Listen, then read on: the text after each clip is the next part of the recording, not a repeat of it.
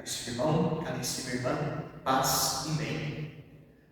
Hoje nós vamos meditar uma oração de São Francisco que propriamente fala da cruz. Embora não haja menção da cruz, ela aponta para um gesto fundamental do cristão que está ligado a essa entrega de Jesus. Essa oração é conhecida como a salvação das virtudes, rezada feita por São Francisco. É uma prece extra-litúrgica, isto é, feita fora da liturgia, que tem um caráter penitencial e moral, isto é, um jeito de que apela para a nossa conversão, falando de vícios e virtudes. Nós sempre vamos ter os vícios batendo nas portas do nosso coração. Como vencê-los? Francisco há de nos ensinar. Podemos dividir essa oração de São Francisco, esse texto dele, em 3 partes, cujos temas podem assim ser divididos. A primeira parte, saudação às virtudes. A segunda, como é que o ser humano pode alcançar as virtudes. E a terceira, as atividades dessas virtudes, que se transformam como oposição aos vícios. A saudação às virtudes de São Francisco se mostra como um resumo do segmento de Jesus. Uma das virtudes é colocada como rainha, a sabedoria. E por quê? Talvez porque Jesus seja a sabedoria feita pessoa.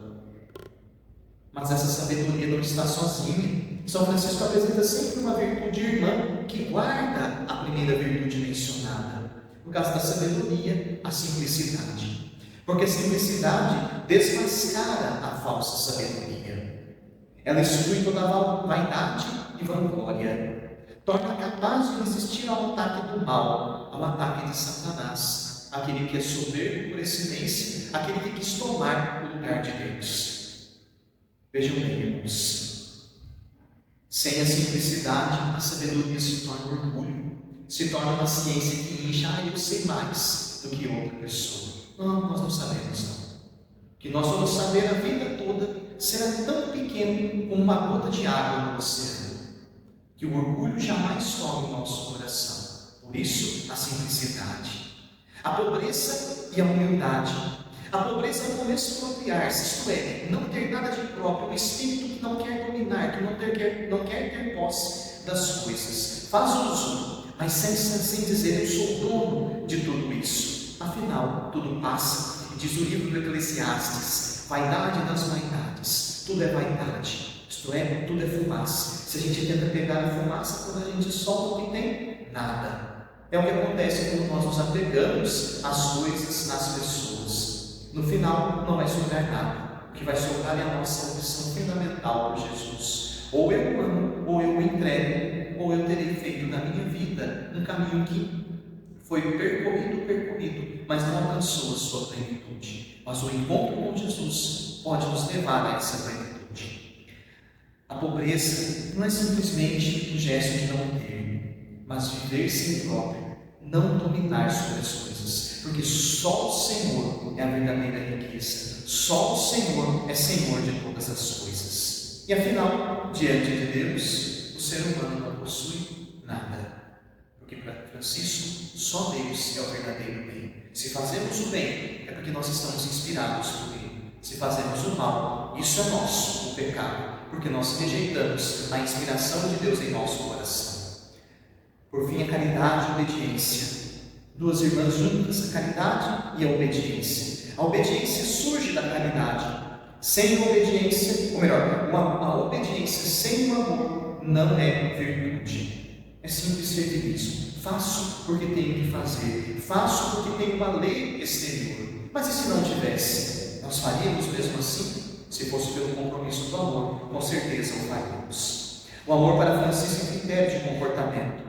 E o pecador precisa de um amor especial. Francisco diz, quando o irmão se aproximar de ti, mesmo tendo pecado 7 vezes diante de ti, se vier pedir perdão, perdoe. E se não vier pedir, vá e pergunte se ele quer misericórdia.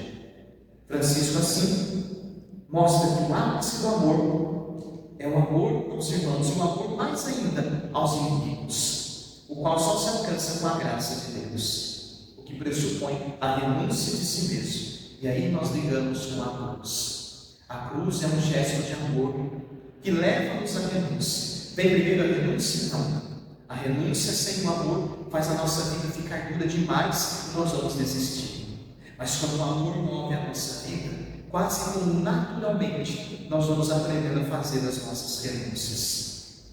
Por exemplo, o esposo que ama a esposa significa que ele renunciou a todas as outras mulheres, porque quer com esta em específico, e pode ser vice-versa também, o amor da esposa com o esposo. É com esse casal que quer trilhar até o fim uma vida de amor.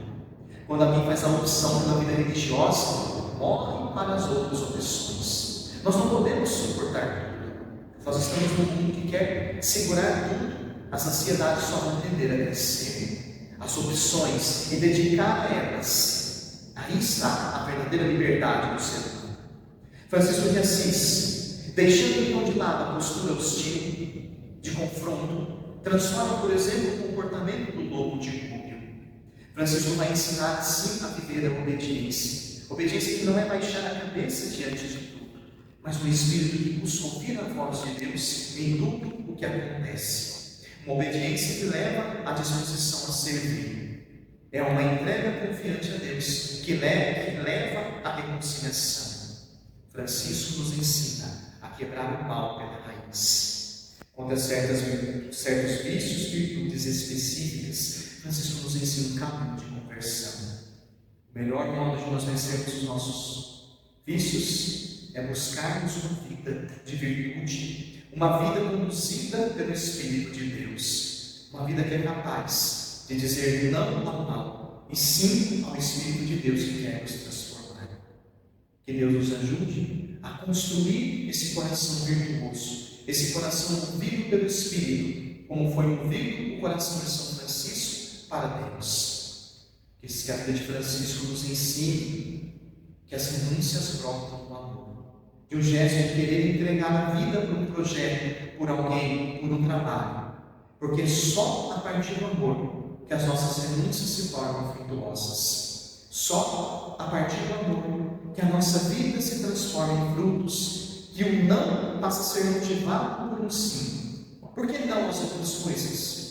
Porque eu quero que sim, o Senhor seja o Senhor da minha vida, porque quero que a minha vida seja feliz, porque quero realizar, porque quero deixar que o reino de Deus encontre espaço no meu coração. Assim foi o coração de Francisco. E assim, Deus nos convida a que o meu coração, o seu coração, também seja esse espaço, onde as virtudes, essa força de Deus, vá tomando o nosso coração e nos transformando, até que, como diz São Paulo, Cristo seja formado em nós. Que Deus o abençoe e guarde sempre. Em nome do Pai, do Filho e do Espírito Santo. Amém. Nos deixa na noite na cruz, se entendermos que este abandono imita Jesus.